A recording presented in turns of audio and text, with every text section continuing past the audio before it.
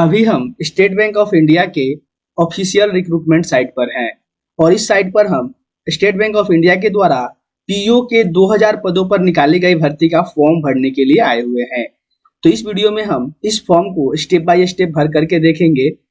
तो सबसे पहले हम इसके इम्पोर्टेंट डेट को देख लेते हैं। यहाँ पर 7/9/2023 से फॉर्म भरना शुरू हुआ है, 27/9/2023 तक फॉर्म भरा जाएगा। वही पेमेंट करने का जो लास्ट डेट होगा वो भी 27/9/2023 तक ही होगा और एप्लीकेशन प्रिंट करने का अंतिम तिथि जो है वो 12/10/2023 होगा। ऑनलाइन फी पेमेंट करने की तिथि जो है वो 27/9/2023 ही रखी गई है स्टेट बैंक ऑफ इंडिया के द्वारा। तो हम स्टेट बैंक ऑफ इंडिया के ऑफिशियल साइट पर आ जाएंगे और यहाँ से हमें कुछ इस तरह का इंटरफेस देखने को मिल जाएगा। अब हम यहाँ पे अगर हमने रजिस्ट्रेशन नहीं किया है तो click here for new registration पर क्लिक करेंगे। अदरवाइज यहाँ पे अगर हमने रजिस्ट्रेशन पहले कर लिया है तो फिर हम यहाँ पर रजिस्ट्रेशन नंबर और अपना पासवर्ड डाल करके लॉग इन करेंगे। तो अभी हमने रजिस्ट्रेशन नहीं किया है तो पहले हम रजिस्ट्रेशन कर लेते हैं। तो click here for new registration पर क्लिक करना है। उसके बाद ये जो है हमें एक नए पेज पर लेकर के जाएगा जहाँ हमें हमारा फॉर्म जो है कुल 6 टैब में भरना है। पहला है बेसिक इन्फो, दूसरा में फोटो एंड सिग्नेचर अपलोड करना है, तीसरा में डिटेल देना है, चौथा में प्रीव्यू, पांचवा में अपलोड्स एंड डॉक्यूमेंट अपलोड करने हैं और छठा में पेमेंट करके हमारा फाइनल सबमिट हो जाएगा। तो आइए हम देखते हैं, यहाँ पे स्टेप बाय स्टेप देखेंगे। थोड़ा सा हम जूम कर लेते हैं इसे कि साफ साफ दिखे। तो यहाँ पे हम सबसे पहले अपना फर्स्ट नेम डालेंगे और फिर उसे कंफर्म करेंगे। उसके बाद अपना मिडिल नेम डालेंगे, फिर कंफर्म करेंगे और फिर लास्ट नेम डाल करके उसे कंफर्म करेंगे। तो यहाँ हमारा फुल नेम शो करने लगेगा। जैसे अगर मान लीजिए कि हमारा एक फॉर्म भरना हो राजन, तो यहाँ पे भी हमें राजन डालना है। यहाँ नीचे जो है अगर हमारा सरनेम नहीं है, सॉरी मिडिल नेम नहीं है तो छोड़ देंगे इसे, और लास्ट नेम जो अगर कुमार है हमारा तो हम फिर से कुमार एंटर करेंगे तो नीचे जो हमारा फुल नेम जो है वो शो करने लगेगा यहाँ पर। तो उसके बाद जो है ये हमारा नाम जो डालना है इसे हमारे सर्टिफिकेट के अनुसार ही डालना है जो एग्जैक्टली मैच करे। उसके बाद अपना मोबाइल नंबर एंटर करना है, फिर से कंफर्म करना है, यानी 2 बार मोबाइल नंबर एंटर करना है और उसमें 0 नहीं डालना है। लाल बिंदी का निशान जहां भी है ये मैंडेटरी फील्ड है तो इसे भरना अनिवार्य है। उसके बाद हमारा अल्टरनेट मोबाइल नंबर एंटर करना है, लेकिन ये मैंडेटरी नहीं है, तो अगर हमारे पास है तो डालेंगे, नहीं है तो नहीं डालेंगे। उसके बाद अपना ईमेल आईडी डालना है, फिर हमें डोमेन जो है यहाँ से चुनना है, फिर उसे कंफर्म करना है और यहाँ पे हमें पूरा ईमेल आईडी डालना है। फिर से सिक्योरिटी कोड यहाँ पे जो शो कर रहा है इसे इंटर करके हमें सेव एंड नेक्स्ट पर क्लिक करना है। अब हम दूसरे टैब में आ गए हैं, यहाँ फोटो एंड सिग्नेचर पे, और हमारा जो प्रोविजनल रजिस्ट्रेशन नंबर है यहाँ पर शो कर रहा है और साथ में उसका पासवर्ड भी हमें शो कर रहा है। उसके बाद जो है अब हम यहाँ पे नीचे आएंगे तो यहाँ से हमें अपना फोटो अपलोड करना है और यहाँ पे सिग्नेचर अपना अपलोड करना है। और फोटो और सिग्नेचर अपलोड करने के लिए जो गाइडलाइन है उसे हम एक बार पढ़ लेते हैं। यहाँ पे उसका गाइडलाइन खुल रहा है, तो जैसे हमारा गाइडलाइन खुल गया, खुल चुका है गाइडलाइन यहाँ पे। अब हमें क्या करना है, हम जूम कर लेते हैं थोड़ा सा इसे। अब यहाँ देख लेंगे हम, यहाँ पे हमारा फोटोग्राफ जो है वो 4.5 cm इंटू 3.5 सेंटीमीटर के मतलब कि रेशियो में होना चाहिए, इतना रेशियो में होगा। उसके बाद इसका डायमेंशन जो है वो 200 गुना 230 पिक्सल्स के होगा और ये भी 20 KB से लेकर के 50 KB के बीच में हमारा फोटो जो है वो होना चाहिए। वही सिग्नेचर जो है वो सिग्नेचर व्हाइट पेपर पे ब्लैक इंक पेन से हमारा सिग्नेचर हुआ होना चाहिए। वो भी सिग्नेचर के लिए भी दिया गया 140 गुना 60 पिक्सल्स का इसका रेशियो डायमेंशन होगा और वहीं इसका साइज जो है 10 KB से 20 KB के बीच में होगा। और हमारा जो सिग्नेचर है वो 20 KB से ज्यादा का नहीं होना चाहिए। उसके साथ ही कैपिटल लेटर में अगर सिग्नेचर किया गया होगा तो उसे एक्सेप्ट नहीं किया जाएगा। अब साथ में लेफ्ट हैंड थंब इंप्रेशन के बारे में समझ लेते हैं थोड़ा सा, कि यहाँ पे जो है हमारा file type left hand thumb impression का होगा वो जेपीजी या जेपीजी होगा और उसके बाद डायमेंशन जो है इसका 240 गुना 240 पिक्सल होगा, यानी कि 200 DPI।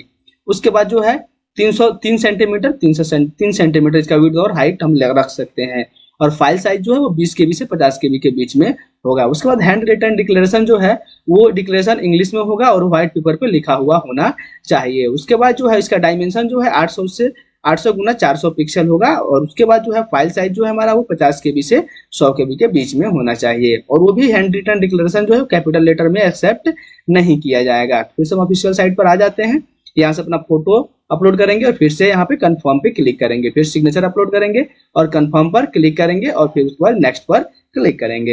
फोटो और सिग्नेचर अपलोड करने के बाद हम टैब नंबर 3 डिटेल्स में आ जाएंगे, जिसमें हमारे पास 2 टैब में हमें फॉर्म भरना होगा, यानी डिटेल डालना। पहला बेसिक डिटेल और उसके बाद क्वालिफिकेशन और एक्सपीरियंस और लैंग्वेजेज हमें डालने हैं। तो उसके बाद जो हम यहाँ पे आ जाएंगे कैटेगरीज, तो कैटेगरीज चुनना है, आपकी जो भी कैटेगरी होगी उसे आप यहाँ पे चुनेंगे।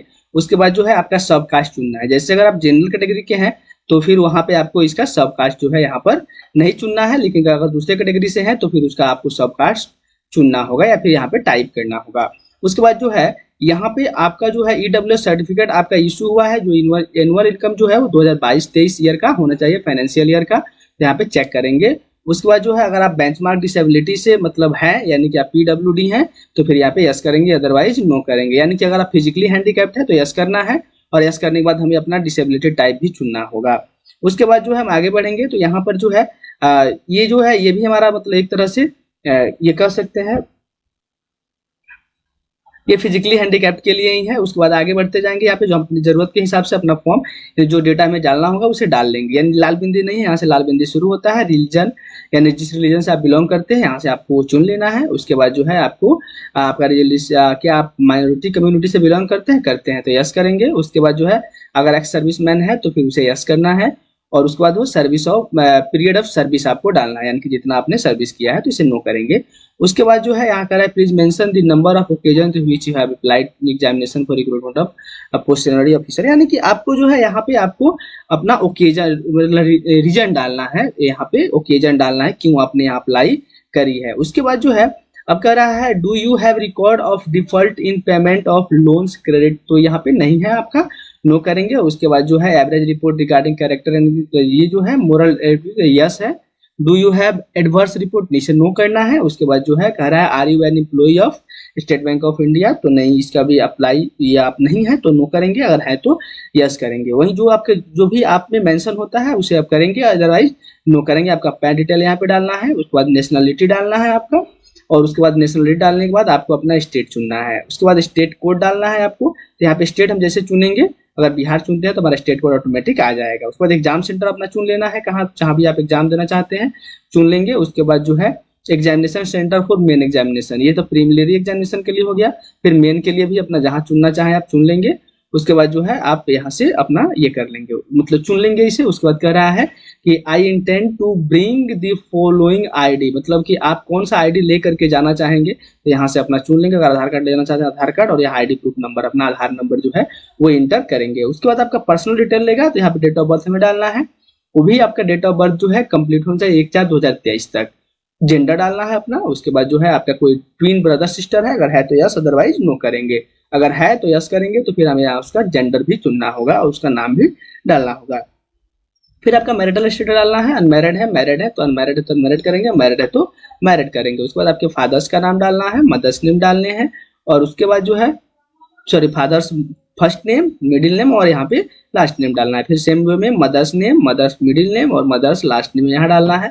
अगर आप मैरिड है तो फिर स्पाउस नेम आपको उसी तरह से डालना है। उसके बाद आपका एड्रेस यहाँ पे फिल करना है, address line 1, address line 2, address line 3 में। उसके बाद डिस्ट्रिक्ट भरना है, फिर आपका स्टेट चुनना है, उसके बाद पिन कोड अपना इंटर करना है। अगर आपका ऊपर मतलब कोरेस्पोंडेंस एड्रेस और परमानेंट एड्रेस सेम है तो इस रेडियो बटन को चेक करेंगे, चेक बॉक्स को चेक करने के बाद ऊपर का डिटेल हमारा नीचे आ जाएगा।